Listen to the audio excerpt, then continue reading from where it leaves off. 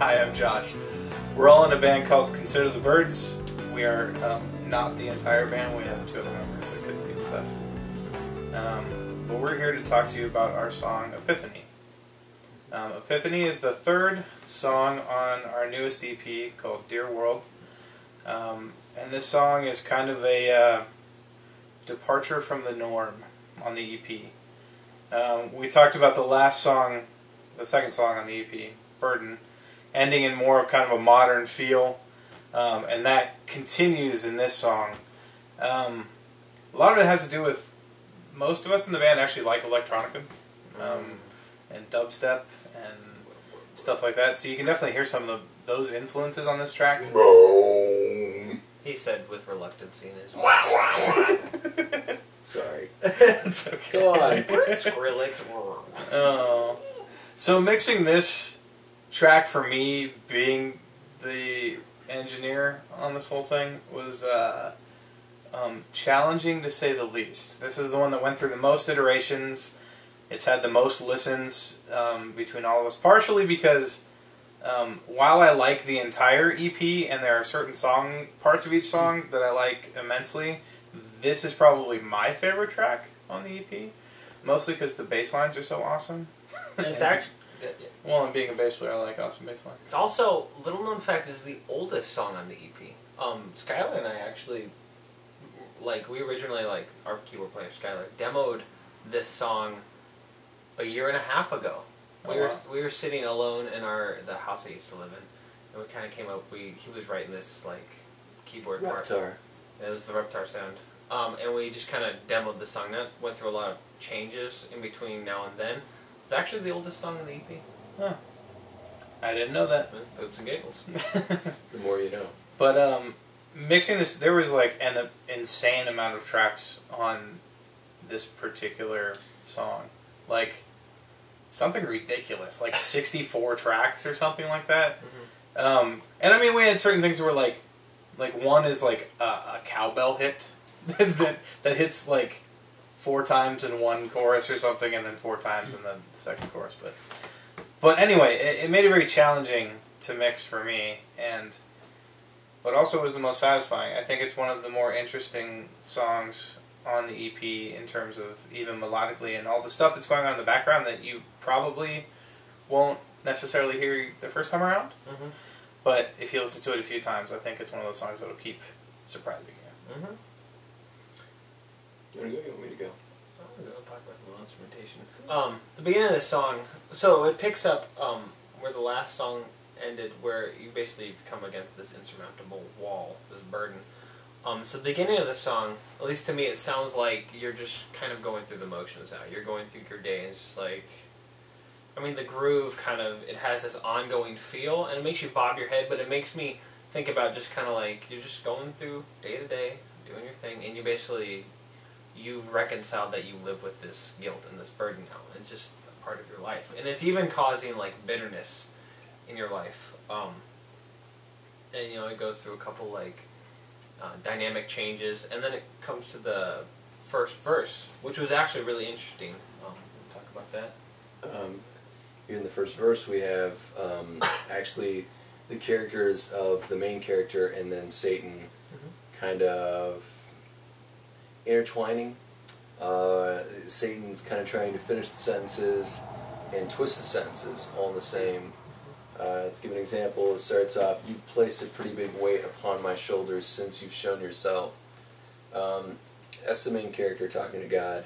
It's this idea of, okay, so I know who you are, Jesus. Now that I know who you are,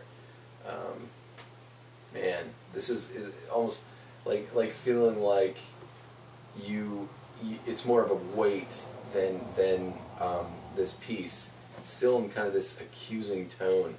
And then Satan, just quick wit, says, "You don't even know the start." And Satan at this point is trying to, in a last-ditch effort, lay claim to this person's soul. And it doesn't happen. The song's called The Epiphany for the very reason of this person getting grace, having an understanding of what Jesus has done for them.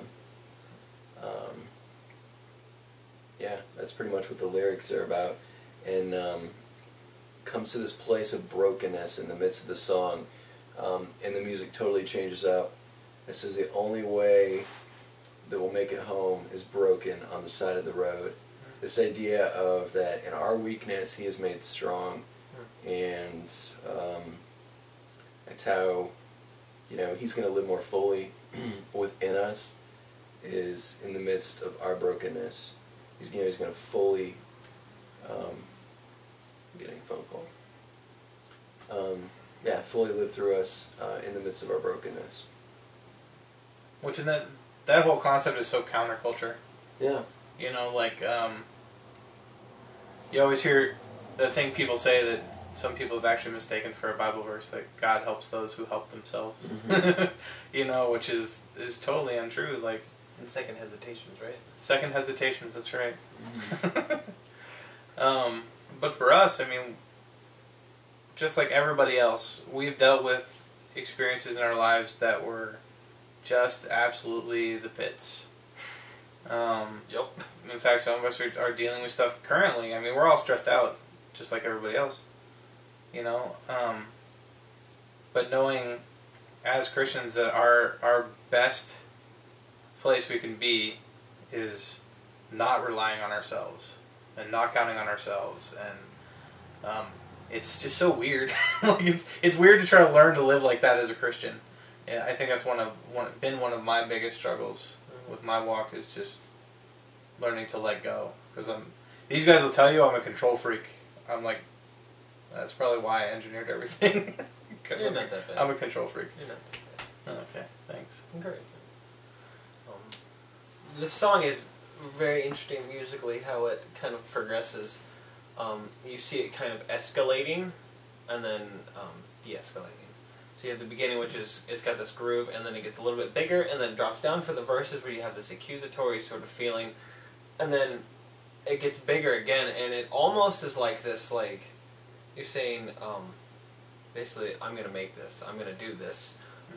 And the guitar that comes in, when the guitar and everything comes in and gets really big, it's almost kind of like this, like, you just stand up and you're like, I'm going to, like, tough through this, like, I'm going to make it through, and I'm just going to grit my teeth, and I'm going to deal with it. And then it drops into the part where Jason was saying, like, the only way to make it home is broken on the side of the road, and it's kind of like this moment of silence where you realize the overwhelming fact of your weakness, and that there's life in that surrender. And the next part is probably my favorite part of the song. I think it's a Mars Volta influence in it. Yeah. No. Whoops. But it's really interesting. The vocals took a couple different iterations here, but the vocals that we came out with that Jason came out with were really good. Where it's saying, "You were there when I thought I'd soon be dead," and then it's got the "I will make it" as kind of the refrain there. So you were there when I thought I'd soon be dead. I will make it. You whispered words of hope I've never said. I will make it. That line to me was one of the better lines of that whole part. This idea of, man, I would have never said these things about myself, but you spoke hope into my life when I thought I wasn't going to make it. That's a powerful concept of who Jesus is. When we're in our deepest and darkest place, that he can just reach down and grab us up out of that, and just whisper these words into our ears, so to speak, of just good things, who we can be in Christ. So I liked that part. You whisper words of hope I've never said. I will make it. Yeah. And this part is really cool because it's like this very jarring sort of feel to it. Like the tempo bounces around a lot, and it's technically in 4, but it doesn't stay there necessarily. Oh yeah, it's because it's got a couple different, like 4 sets of 3, and then 1 set of 8. It's crazy. But when he's saying like, It's fun to play. you whispered words of hope that I never said, and when he says I, there's a 4-part harmony behind it that we laid down. And so it's almost like this, like, the beginning of the song you start with like this cloud over you, and when that hits, it's just like this light breaking through the clouds. And so the whole, like, this whole part of it is almost like this violent jarring from your apathy, so to speak. Which when it goes into the next part is cool because we were musically we had like some electronic kits, and we've got the snake bass line, which is solid. Taste of cakes. Yes.